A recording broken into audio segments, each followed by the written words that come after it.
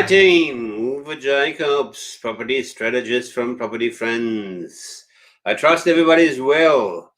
It is Friday lunchtime and we're going towards the weekend, so I hope everybody had a good week and have lots of fun things planned for the weekend. Today's subject, SDA or NDIS SDA. Now let's clarify those terms first. National Disability Insurance Scheme, and SDA stands for Specialist Disability Accommodation. Okay, there is a lot of hoo-ha hype talk about these type of property investments at the moment. And I titled today's live, Is it really the huge cash cow that people talk about? Another title would be Cure or Curse. Well, my answer to that is, as so often, it depends. It depends on where you're at and what you want to do and what you stand for.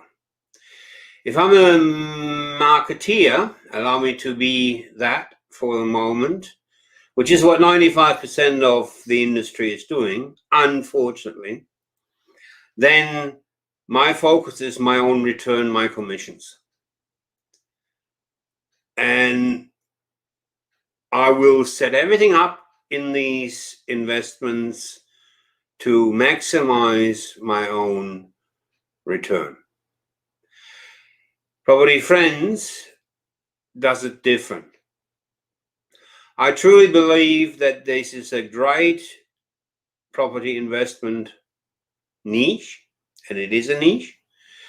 I truly believe that it can be used for dual purposes to serve the participants, the people with disability, and at the same time to serve the investor, and at the same time to serve the government, the taxpayer, and so on and so forth.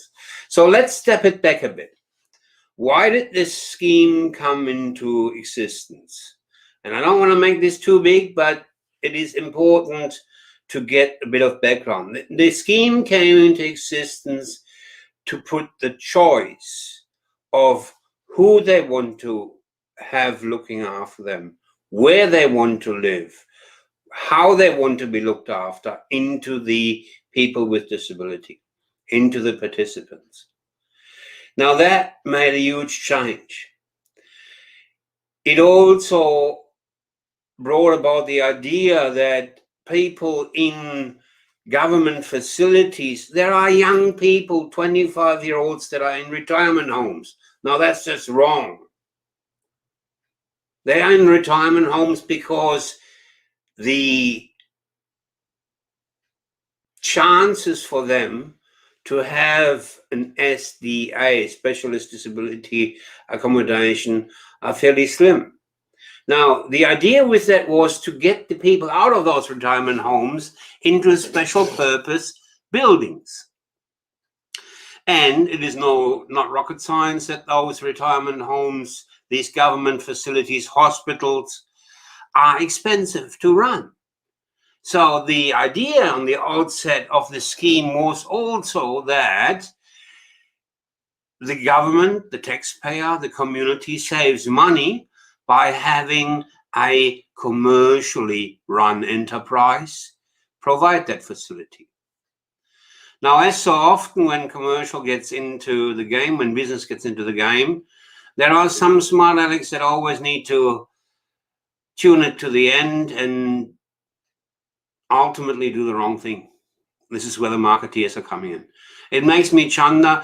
There are marketing companies that are promising unsuspecting investors that either don't do their own research, don't have enough time, or don't have the capabilities.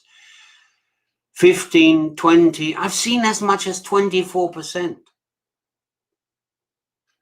Now, this is where the rubber meets the road. This is where you either play the game fair for everybody's sake, Or you just go and be a marketeer?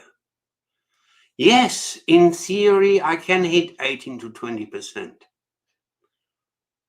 But no, that ain't going to work. There are many, many reasons for that. Only when I build the smallest bread and butter box, which I call them, in the worst area, am I going to reduce my cost base to the fixed income base, so that I maximize my return to 20%. Wrong. Only when I build the smallest place that I can get away with, can I minimize my cost base to maximize my return. Wrong. Only when I churn and burn and don't tell the investors about the various cost factors that are additional in this game. Be aware that you have got an SDA provider. Now, I didn't want to do it, but Property Friends became one. We are a certified SDA provider. At this stage, I've spent 25 grand on it. My return on income is zilch at this stage. Now, somebody needs to pay for that.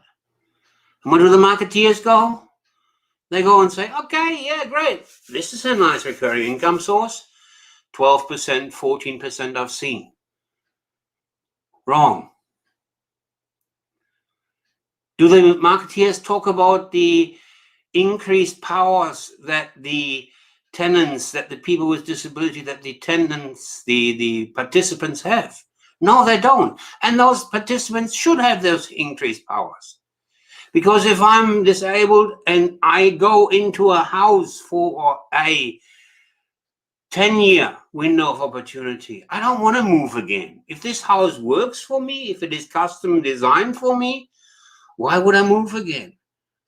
And especially, as in the Property Friends case, if it's in a beautiful location.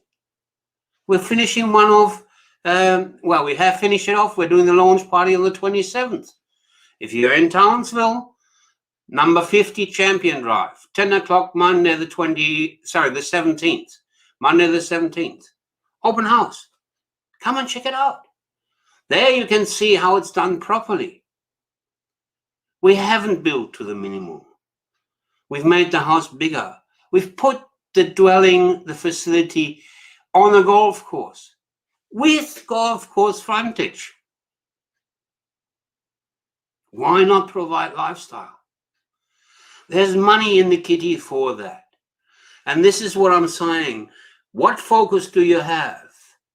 Are you a marketeer? Burn and churn, maximize my own return? Or can we agree that there is enough money in the kitty? We go for a long-term property investment as, I suppose, an ethical investor, and provide a great facility with great location that will still give you a superior, an absolute superior return. I say to our investors, 8% is a great return in anybody's books. But in that 8%, I've got a sinking fund. I've got all the costs that need to be attributed to the property. And that is a risk-averse investment. Because ultimately, with the choice that the participant have, I ask you, where would you go? In the bread and butter box? In the worst area that the marketeer could get away with? Or on a golf course with golf course frontage? Our next set has beach frontage. The one before in Hobart is one row from the river. Stunning views across the Derwent towards Hobart and Mount Wellington. Where would you go?